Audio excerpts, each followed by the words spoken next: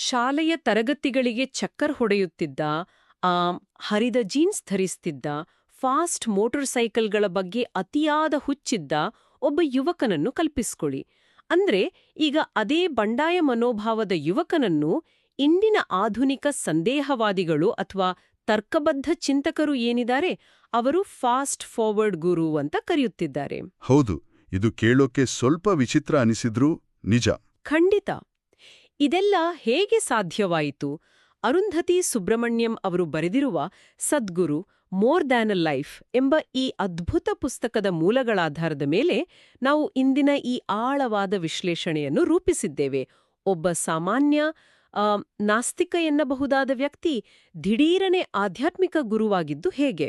ಅದೇ ವಿಜ್ಞಾನ, ತರ್ಕ ಹಾಗೂ ಆಧ್ಯಾತ್ಮವನ್ನ ಒಗ್ಗೂಡಿಸುವ ಅವರ ವಿಶಿಷ್ಟ ತತ್ವಗಳು ಇಂದಿನ ಈ ಆಧುನಿಕ ಕಾರ್ಯನಿರತ ಜೀವನಕ್ಕೆ ಹೇಗೆ ಹೊಂದಿಕೊಳ್ತವೆ ಅನ್ನೋದನ್ನ ಅರ್ಥ ಮಾಡಿಕೊಳ್ಳುವುದೇ ನಮ್ಮ ಈ ಆಳವಾದ ವಿಶ್ಲೇಷಣೆಯ ಪ್ರಮುಖ ಉದ್ದೇಶ.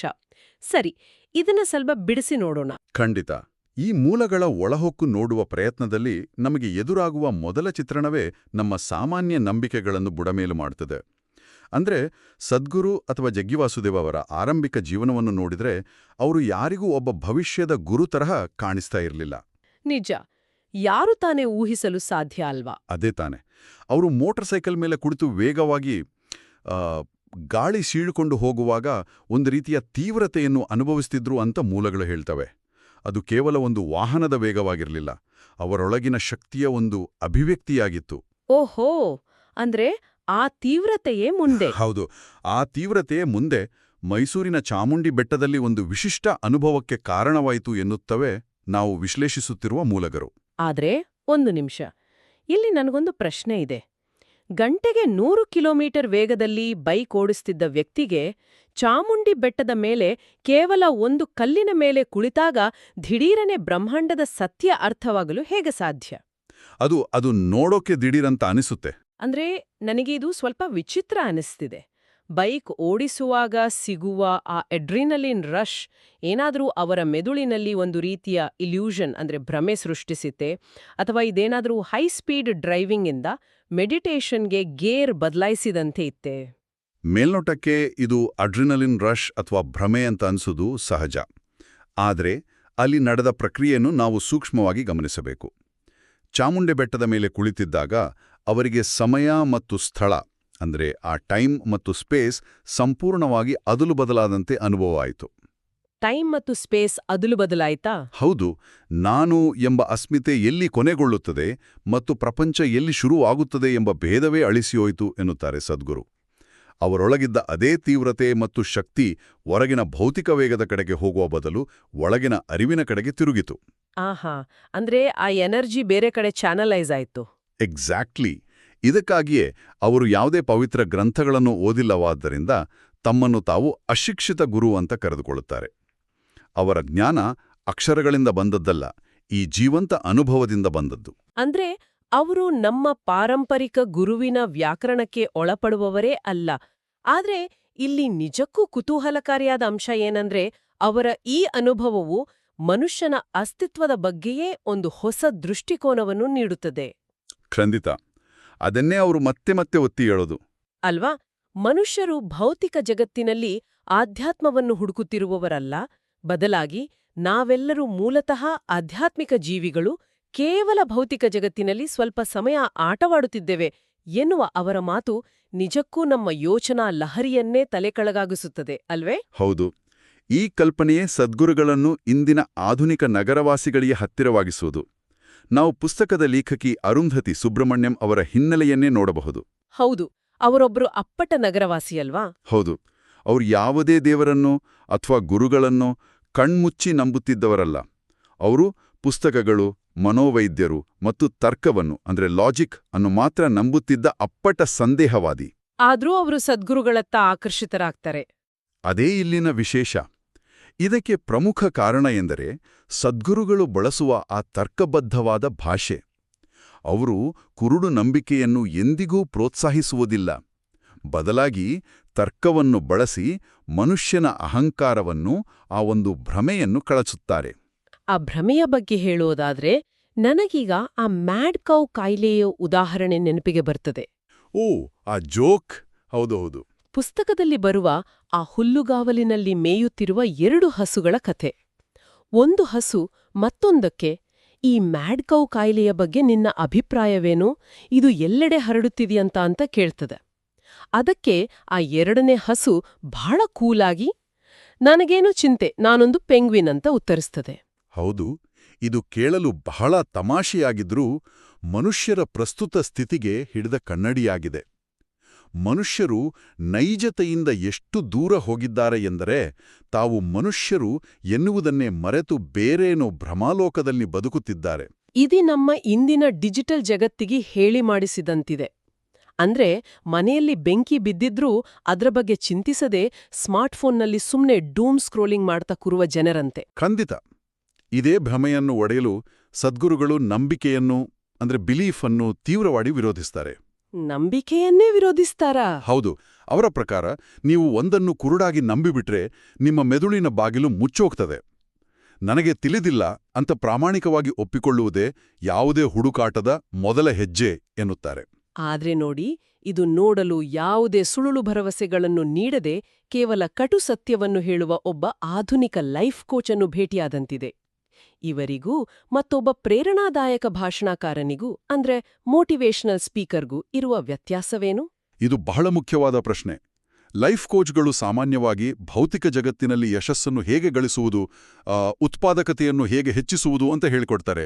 ಆದರೆ ಸದ್ಗುರುಗಳು ತರ್ಕವನ್ನು ಕೇವಲ ಒಂದು ಅಸ್ತ್ರವಾಗಿ ಅಥವಾ ಒಂದು ಬಾಗಿಲಾಗಿ ಮಾತ್ರ ಬಳಸ್ತಾರೆ. ಓಹೋ, ಬಾಗಿಲಾಗಿ ಮಾತ್ರನಾ? ಹೌದು. ಆಧುನಿಕ ಮನಸ್ಸು ಕುರುಡು ನಂಬಿಕೆಯನ್ನು ವಿರೋಧಿಸುವುದರಿಂದಲೇ ಅವರ ಆರಂಭದಲ್ಲಿ ತರ್ಕಬದ್ಧವಾಗಿ ಮಾತನಾಡುತ್ತಾರೆ. ಆದರೆ ಅವರ ಈ ತರ್ಕದ ಹಿಂದೆ ಅಪಾರವಾದ ಕರುಣೆ ಇದೆ.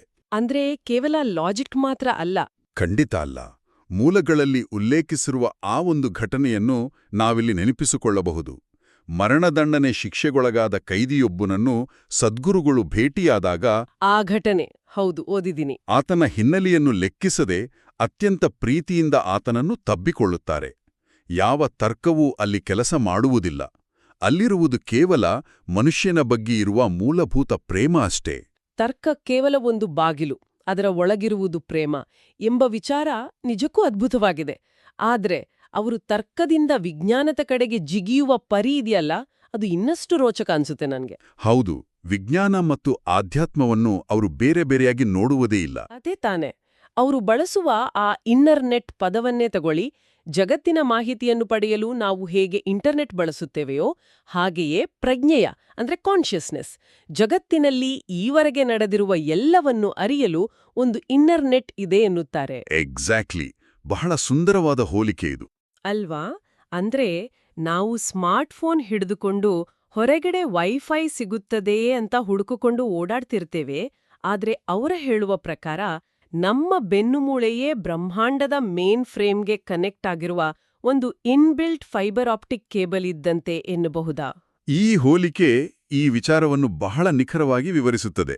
ಮನುಷ್ಯನ ಬೆನ್ನುಮೂಳೆಯನ್ನು ಅವರು ಕೇವಲ ಮೂಳೆಗಳ ಒಂದು ಜೋಡಣೆಯಾಗಿ ನೋಡುವುದಿಲ್ಲ. ಅದು ಬ್ರಹ್ಮಾಂಡದ ಅಕ್ಷ, ಆಕ್ಸಿಸ್ ಆಫ್ ದಿ ಯೂನಿವರ್ಸ್. ಓ, ಆಕ್ಸಿಸ್ ಆಫ್ ದಿ ಯೂನಿವರ್ಸ್. ಹೌದು. ಸವಿಯಾದ ರೀತಿಯಲ್ಲಿ ಬಳಸಿಕೊಂಡ್ರೆ ಮನುಷ್ಯನ ದೇಹವು ಬ್ರಹ್ಮಾಂಡದ ಶಕ್ತಿಯನ್ನೇ ಸೃಷ್ಟಿಸುವ, ಅದನ್ನು ಗ್ರಹಿಸುವ ಒಂದು ಅತ್ಯಾಧುನಿಕ ಯಂತ್ರವಾಗಬಲ್ಲದು ಎಂಬುದು ಅವರ ವಾದ. ಆದ್ರೂ ನನ್ಗಿಲ್ಲೊಂದು ದೊಡ್ಡ ಅನುಮಾನವಿದೆ. ಹೇಳಿ. ಅವರ ಮೊಣಕಾಲಿನ ಕಾರ್ಟಿಲೇಜ್ ಗುಣವಾದ ಘಟನೆಯನ್ನೇ ತೆಗೆದುಕೊಳ್ಳೋಣ. ವೈದ್ಯರೇ ಆಶ್ಚರ್ಯಪಡುವಂತೆ ಅವರ ಕಾಲು ಗುಣವಾಯಿತು. ಆದ್ರೆ ಸದ್ಗುರುಗಳು ಅದನ್ನು ಪವಾಡ ಅಂತ ಕರೆಯಲು ನಿರಾಕರಿಸಿದ್ರು. ಹೌದು, ಅವರು ಪವಾಡ ಅನ್ನೋದನ್ನ ಒಪ್ಪೋದಿಲ್ಲ. ಅದೇ, ಅವರು ಇದು ಪವಾಡವಲ್ಲ, ಇದು ನಮ್ಮ ಶರೀರದ ಶಕ್ತಿಯೊಂದಿಗೆ ಕೆಲಸ ಮಾಡುವ ಇನ್ನೊಂದು ರೀತಿಯ ವಿಜ್ಞಾನ ಅಂದ್ರು. ಒಂದ್ ನಿಮಿಷ, ಕರಗಿ ಹೋದ ಕಾರ್ಟಿಲೇಜನ್ನು ಕೇವಲ ಶಕ್ತಿಯಿಂದ ಮರಳಿ ಬೆಳೆಸುವುದು ಇದು ಮಾಮೂಲಿ ಬಾಬಾಗಳು ಮಾಡುವ ಪವಾಡ ಅಥವಾ ಫೇತ್ ಹೀಲಿಂಗ್ ತರನೇ ಅನಿಸ್ತಿದೆ ಅಲ್ವೇ? ಇದನ್ನವರು ವಿಜ್ಞಾನ ಅಂತ ಹೇಗೆ ಸಮರ್ಥಿಸ್ಕೊಳ್ತಾರೆ? ಇದು ಆಸಕ್ತಿದಾಯಕವಾಗಿದೆ. ನೋಡಿ, ಪವಾಡ ಎಂದ್ರೆ ನಿಸರ್ಗದ ನಿಯಮಗಳನ್ನು ಮೀರಿ ನಡೆಯುವ ಘಟನೆ ಎಂಬ ನಂಬಿಕೆ ನಮ್ಮಲ್ಲಿದೆ. ಆದರೆ ಸದ್ಗುರುಗಳ ಪ್ರಕಾರ ನಿಸರ್ಗದ ನಿಯಮಗಳನ್ನು ಮೀರಲು ಯಾರಿಗೂ ಸಾಧ್ಯವಿಲ್ಲ. ಹೌದಾ? ಮತ್ತೆ ಅದು ಹೇಗೆ ಸಾಧ್ಯವಾಯಿತು? ನಮ್ಮ ದೇಹವೇ ಒಂದು ಕಾರ್ಖಾನೆ ಇದ್ದಂತೆ.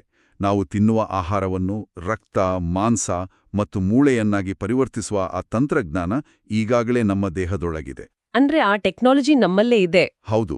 ಆ ಒಳಗಿನ ಪ್ರಜ್ಞೆಗೆ ಸರಿಯಾದ ಮಾರ್ಗದರ್ಶನ ನೀಡಿದ್ರೆ ಅದು ತನ್ನನ್ನು ತಾನು ದುರಸ್ತಿ ಮಾಡಿಕೊಳ್ಳಬಲ್ಲದು ಎನ್ನುತ್ತಾರೆ.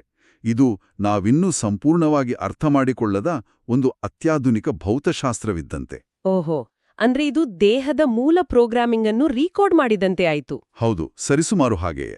ಆಮೇಲೆ ಈ ಶಕ್ತಿಯ ನಿಯಂತ್ರಣದ ಬಗ್ಗೆ ಮಾತನಾಡುವಾಗ ಆ ಧ್ಯಾನಲಿಂಗದ ಪ್ರಸ್ತಾಪ ಬರುತ್ತದೆ. ಧ್ಯಾನಲಿಂಗವನ್ನು ಸೃಷ್ಟಿಸಲು ಅವರು 3 ಜನ್ಮಗಳ ಶ್ರಮವನ್ನು ಹಾಕಿದರು ಎನ್ನುವ ಉಲ್ಲೇಖವಿದೆ ಮೂಲಗಳಲ್ಲಿ. ಹೌದು, ಇದು ಬಹಳ ಮುಖ್ಯವಾದ ಘಟ್ಟ. ಸ್ವಲ್ಪ ನಿಲ್ಲಿ. 3 ಜನ್ಮಗಳ ಶ್ರಮ ಎಂದರೇನು?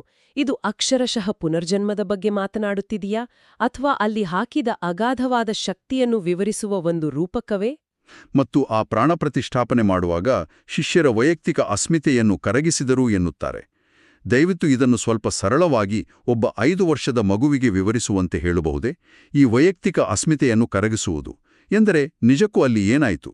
ಖಂಡಿತ. ಇದನ್ನು ಬಹಳ ಸರಳವಾಗಿ ವಿವರಿಸಲು ಪ್ರಯತ್ನಿಸುತ್ತೇನೆ. 3 ಜನ್ಮಗಳ ಶ್ರಮ ಎನ್ನುವುದು ಕೇವಲ ಒಂದು ರೂಪಕವಲ್ಲ. ಮೂಲಗಳ ಪ್ರಕಾರ ಅದು ಅವರ ಹಿಂದಿನ ಜನ್ಮಗಳ ಅಪೂರ್ಣ ಕಾರ್ಯದ ಮುಂದುವರಿಕೆ. ಹೋ, ಅಂದ್ರೆ ಅದು ಅಕ್ಷರಶಃ ಪುನರ್ಜನ್ಮದ ನಂಬಿಕೆಯನ್ನೇ ಆಧರಿಸಿದೆಯಾ? ಹೌದು. ಇನ್ನು ಪ್ರಾಣ ಪ್ರತಿಷ್ಠಾಪನೆ ಎಂದರೆ ಕೇವಲ ಒಂದು ವಿಗ್ರಹವನ್ನು ತಂದು ಕೂರಿಸುವುದಲ್ಲ. ಪ್ರಾಣ ಎಂದರೆ ಜೀವಶಕ್ತಿ. ಪ್ರತಿಷ್ಠಾಪನೆ ಎಂದರೆ ಅದನ್ನು ಒಂದು ಕಡೆ ಸ್ಥಿರವಾಗಿ ನಿಲ್ಲಿಸುವುದು. ಒಂದು ದೊಡ್ಡ ಸುಂಟರಗಾಳಿಯನ್ನು ಕಲ್ಪಿಸಿಕೊಳ್ಳಿ. ಸರಿ. ಅದಕ್ಕೆ ಅಪಾರವಾದ ಶಕ್ತಿ ಇರುತ್ತದೆ. ಧ್ಯಾನಲಿಂಗದಲ್ಲಿ ಇಂತಹದೇ ಒಂದು ಬೃಹತ್ ಶಕ್ತಿಯ ಸುಂಟರಗಾಳಿಯನ್ನು ಸೃಷ್ಟಿಸಲು ಕೇವಲ ಒಬ್ಬ ವ್ಯಕ್ತಿಯ ಶಕ್ತಿ ಸಾಲುತ್ತಿರಲಿಲ್ಲ. ಹಾಗಾಗಿ ಅವರ ಜೊತೆಗಿದ್ದ ಶಿಷ್ಯರು ತಮ್ಮ ನಾನು ಇಂಥವನು, ಇದು ನನ್ನ ದೇಹ, ಇದು ನನ್ನ ಮನಸ್ಸು ಎಂಬ ಪ್ರತ್ಯೇಕತೆಯ ಭಾವನೆಯನ್ನು ಸಂಪೂರ್ಣವಾಗಿ ಬಿಟ್ಟುಕೊಡಬೇಕಾಯಿತು. ಅಂದ್ರೆ ಆ ಐಡೆಂಟಿಟಿಯನ್ನೇ ಕಳ್ಕೊಳ್ಳೋದು. ಹೌದು. ಮಳೆಹನಿಗಳು ಸಮುದ್ರಕ್ಕೆ ಬಿದ್ದಾಗ ಮಳೆಹನಿಯ ಅಸ್ತಿತ್ವ ಕರಗಿ ಅದು ಸಮುದ್ರವೇ ಆಗಿಬಿಡುತ್ತದೆ ಅಲ್ಲವೇ? ಹಾಗೆ ಎಲ್ಲರ ಶಕ್ತಿಯನ್ನು ಒಗ್ಗೂಡಿಸಿ ಆ ಲಿಂಗದಲ್ಲಿ ಸ್ಥಿರಗೊಳಿಸಿದರು. ಇದನ್ನೇ ಅವರು ವಿಜ್ಞಾನ ಎನ್ನುತ್ತಾರೆ. ವಾಹ್, ಹನಿಗಳು ಸಮುದ್ರವಾದಂತೆ. ಇದು ನಿಜಕ್ಕೂ ರೋಮಾಂಚನಕಾರಿಯಾಗಿದೆ. ಆದರೆ ನಮ್ಮಂತಹ ಸಾಮಾನ್ಯ ಜನರಿಗೆ ಇದು ತೀರಾ ದೂರದ ಬೆಟ್ಟದಂತೆ ಕಾಣುತ್ತದೆ. ಅದು ಸಹಜ. ಯಾಕೆಂದ್ರೆ ನಾವು ಲೌಕಿಕ ಜಗತ್ತಿನಲ್ಲಿ ಬ್ಯುಸಿ ಇದ್ದೀವಿ. ಜೋಕ್ ನೆನಪಿಗೆ ಬರ್ತದೆ. ಹೌದು. ಆ ಬ್ರೀಫ್ ಕೇಸ್ ಜೋಕ್ ನಮ್ಮ ಲೌಕಿಕ ಜೀವನದ ಓಟವನ್ನು ಬಹಳ ಮಾರ್ಮಿಕವಾಗಿ ಅಣಕಿಸುತ್ತದೆ. ಅದೆಂದ್ರೆ 2 ಮೊಸಳೆಗಳು ಮಾತನಾಡಿಕೊಳ್ತಿರ್ತವಲ್ವಾ? ಹೌದು. ಒಂದು ಮೊಸಳೆ ಮನುಷ್ಯರ ಬಗ್ಗೆ ಹೇಳ್ತದೆ. ಈ ಮನುಷ್ಯರನ್ನು ಹಿಡಿದು ಚೆನ್ನಾಗಿ ಕೊಡವಿದರೆ ಅವರೊಳಗಿರುವ ಎಲ್ಲವೂ ಉದುರಿ ಹೋಗಿ ಕೊನೆಗೆ ಉಳಿಯುವುದು ಕೇವಲ ಒಂದು ಬ್ರೀಫ್ ಕೇಸ್ ಮಾತ್ರ. ಹೌದು, ಇದು ಮನುಷ್ಯನ ಲೌಕಿಕ ಆಸೆಗಳ ದೊಡ್ಡ ವಿಡಂಬನೆ. ನಿಜ. ನಮ್ಮ ಇಡೀ ಅಸ್ತಿತ್ವವನ್ನು, ನಮ್ಮ ಖುಷಿಯನ್ನು ಕೇವಲ ನಮ್ಮ ವೃತ್ತಿ, ನಮ್ಮ ಬ್ಯಾಂಕ್ ಬ್ಯಾಲೆನ್ಸ್ ಅಥವಾ ಒಂದು ಬ್ರೀಫ್ ಕೇಸ್ಗೆ ಸೀಮಿತಗೊಳಿಸಿಕೊಂಡಿದ್ದೇವೆ ಎನ್ನುವ ಕಟು ಸತ್ಯ ಇದು. ಖಂಡಿತ. ಆದ್ರೆ ಲೌಕಿಕ ಜೀವನವನ್ನು ಸಂಪೂರ್ಣವಾಗಿ ತ್ಯಜಿಸಿ ಕಾಡಿಗೆ ಹೋಗಿ ಅಂತ ಸದ್ಗುರುಗಳು ಹೇಳೋದಿಲ್ಲ. ಇಲ್ಲ, ಖಂಡಿತ ಇಲ್ಲ. ಬ್ರಹ್ಮಚರ್ಯ ಎಂಬುದಕ್ಕೂ ಅವರು ಒಂದು ಹೊಸ ಅರ್ಥ ನೀಡುತ್ತಾರೆ. ಬ್ರಹ್ಮಚರ್ಯ ಎಂದರೆ ಕೇವಲ ಸನ್ಯಾಸತ್ವವಲ್ಲ, ಮದುವೆಯಾಗಿಯೂ ಸಂಸಾರದಲ್ಲಿದ್ದು ಒಳಗಿನಿಂದ ಆನಂದವನ್ನು ಕಂಡುಕೊಳ್ಳುವುದು ಎನ್ನುತ್ತಾರೆ. ಇದು ಇಂದಿನ ಜನರಿಗೆ ಬಹಳ ಅಗತ್ಯವಾದ ಮಾತು.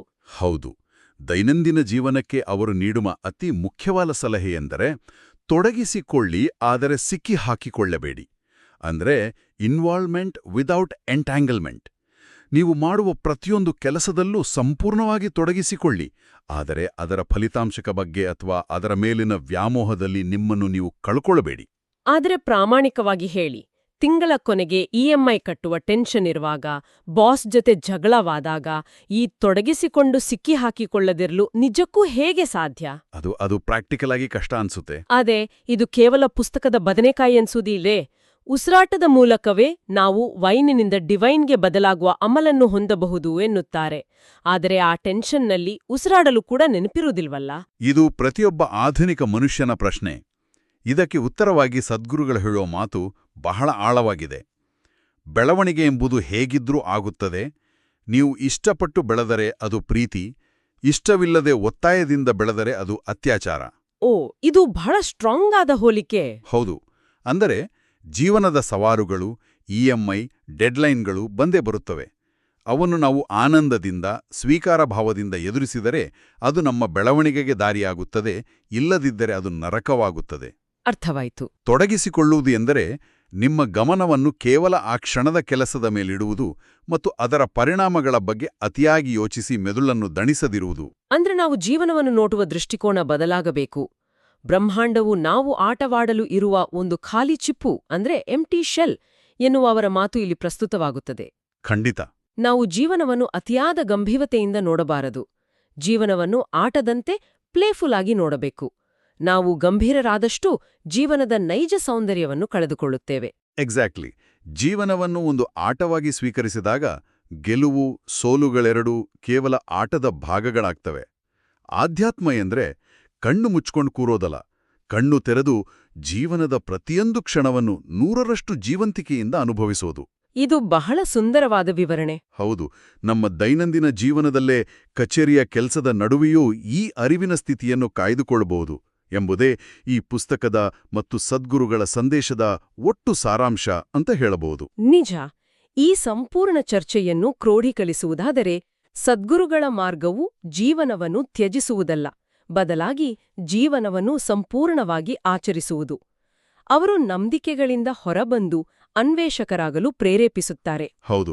ತರ್ಕದ ಜೊತೆಗೆ ಜೀವನದ ಅತಾರ್ಕಿಕ ಸೌಂದರ್ಯವನ್ನು ಆಸ್ವಾದಿಸಲು ಕಲಿಸುತ್ತಾರೆ. ನಾವು ಈ ಆಳವಾದ ವಿಶ್ಲೇಷಣೆಯ ಕೊನೆಗೆ ಬಂದಿದ್ದೇವೆ.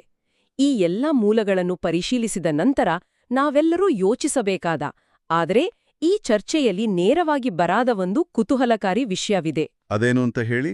ಸದ್ಗುರುಗಳು ಹೇಳುವಂತೆ ಈ ಬ್ರಹ್ಮಾಂಡವು ಕೇವಲ ನಮ್ಮ ಮನಸ್ಸು ಆಟವಾಡಲು ಇರುವ ಒಂದು ವೇದಿಕೆಯಾಗಿದ್ದರೆ ಮತ್ತು ನಾವೆಲ್ಲರೂ ಭೌತಿಕ ಜಗತ್ತಿನಲ್ಲಿ ಆಟವಾಡುತ್ತಿರುವ ಮೂಲ ಆಧ್ಯಾತ್ಮಿಕ ಜೀವಿಗಳಾಗಿದ್ದರೆ, ಪ್ರತಿದಿನ ನಾವು ಅನುಭವಿಸುವ ಆಫೀಸಿನ ಒತ್ತಡ, ಟ್ರಾಫಿಕ್ ಸಮಸ್ಯೆ ಮತ್ತು ಲೌಕಿಕ ಜಂಜಾಟಗಳು ನಮ್ಮ ಆಧ್ಯಾತ್ಮಿಕತೆಗೆ ಅಡ್ಡಿಯಲ್ಲ, ಬದಲಾಗಿ ನಮ್ಮೊಳಗಿನ ನೈಜ ಪ್ರಜ್ಞೆಯನ್ನು ಎಚ್ಚರಿಸಲು ಪ್ರಕೃತಿಯೇ ಸೃಷ್ಟಿಸಿದ ಒಂದು ಆಟದ ಮೈದಾನವಾಗಿರಬಹುದೇ? ಓಹ್, ಇದೊಂದು ಅದ್ಭುತವಾದ ಆಲೋಚನೆ. ಹೌದಲ್ವಾ? ಆ ಎದುರಾಗುವ ಕಿರಿಕಿರಿಗಳು, ಸವಾಲುಗಳೇ ನಮ್ಮ ಆಧ್ಯಾತ್ಮಿಕ ಸಾಧನೆಯ ಮೆಟ್ಟಿಲುಗಳಾಗಿದ್ದರೆ ಹೇಗಿರುತ್ತದೆ? ಈ ಆಲೋಚನೆಯೊಂದಿಗೆ ಇಂದಿನ ಈ ಆಳವಾದ ವಿಶ್ಲೇಷಣೆಯನ್ನು ಇಲ್ಲಿಗೆ ಮುಕ್ತಾಯಗೊಳಿಸೋಣ.